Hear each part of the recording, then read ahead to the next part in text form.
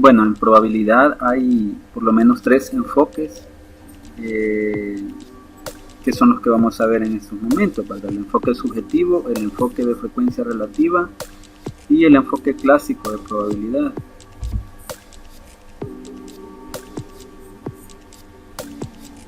El enfoque subjetivo es simplemente la opinión personal sobre la ocurrencia o no de un suceso o evento. O sea, es la creencia que tiene una persona en que puede suceder algo o no. Y por lo tanto no es muy utilizado porque al final para un mismo suceso pueden haber diferentes probabilidades dependiendo de la opinión que tenga cada persona. No hay ninguna fórmula, no se basa en ningún método científico, así que por lo tanto por eso es que no se utiliza mucho, pero sí existe.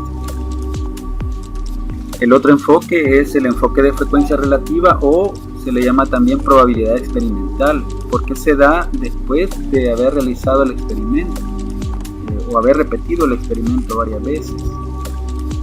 De hecho, el valor se obtiene dividiendo la cantidad de veces que se obtiene un resultado específico entre el total de veces que se realiza el experimento.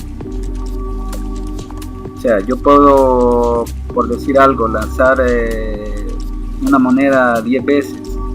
Si de esas 10 veces la moneda cayó cara en 5, digamos, yo voy a tener 5 veces que sucedió el suceso entre el número de veces que repetí el experimento, que en este caso serían 10. Entonces la probabilidad de que pueda caer cara sería de un medio, ¿verdad? Ahora, esto también puede variar, o sea, no siempre puede dar el mismo resultado, ¿verdad? Por lo tanto, también no es la más utilizada.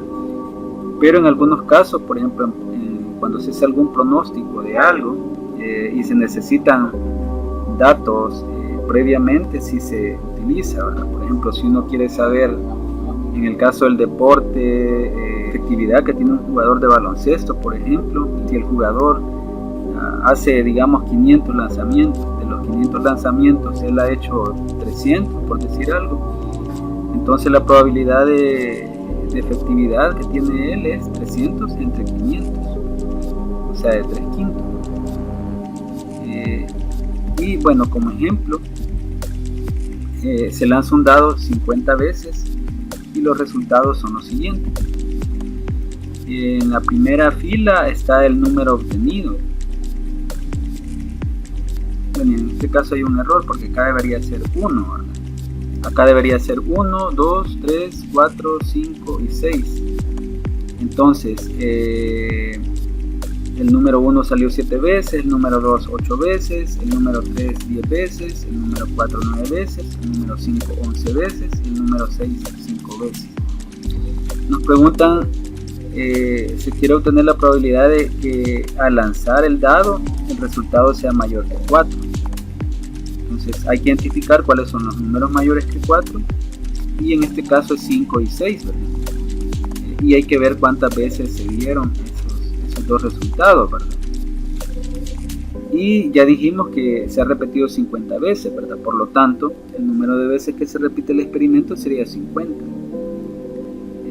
Y A, que es el resultado, le vamos a llamar A al resultado de que sea mayor que 4.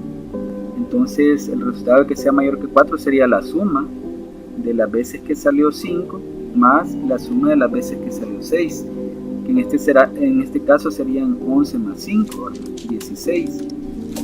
Entonces la probabilidad de que al lanzar el dado pueda caer un número mayor que 4 sería 16, que son las veces que cayó 5 o 6, dividido entre 50, que es el número de veces que se repitió el experimento, ¿verdad? Si nosotros lo queremos expresar en porcentaje sería 32%.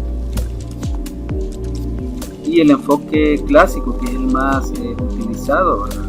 Se le llama también probabilidad teórica porque se realiza antes de realizar el experimento y se toma que todos los resultados son igualmente probables.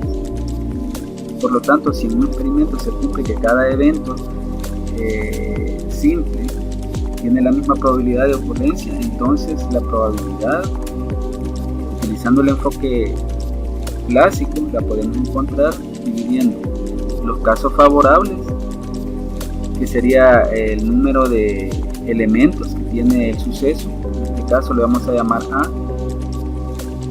entre los casos posibles, que sería el número de elementos que tiene el espacio muestral. Hacemos la división y esa sería la probabilidad. Como ejemplo, veamos calcular la probabilidad de que al lanzar un dado el resultado sea un número impar. Si el espacio muestral de lanzar un dado es 1, 2, 3, 4, 5 y 6, entonces el número de elementos que tiene es 6, ¿verdad? Esta n de S significa la cardinalidad del suceso o del espacio muestral en este caso, que sería igual al número de elementos que tiene el suceso o el espacio muestral. Entonces, si decimos que A es que pueda caer un número par, entonces los elementos de A serían 2, 4 y 6, o el número de elementos del suceso A sería 3. Entonces, para encontrar la probabilidad simplemente dividimos los casos favorables entre los casos posibles, tomando como casos favorables los elementos del suceso A en este caso, y los casos posibles los elementos del espacio muestral. Entonces tendríamos 3 sobre 6, ¿sí? Si simplificamos, sacamos tercera en cada uno, tendríamos un medio. Entonces la probabilidad de que pueda caer un número par sería el 50% o de 0.5. Bueno, estos son los ejemplos para el caso de los tres enfoques, ¿verdad? Enfoques de probabilidad.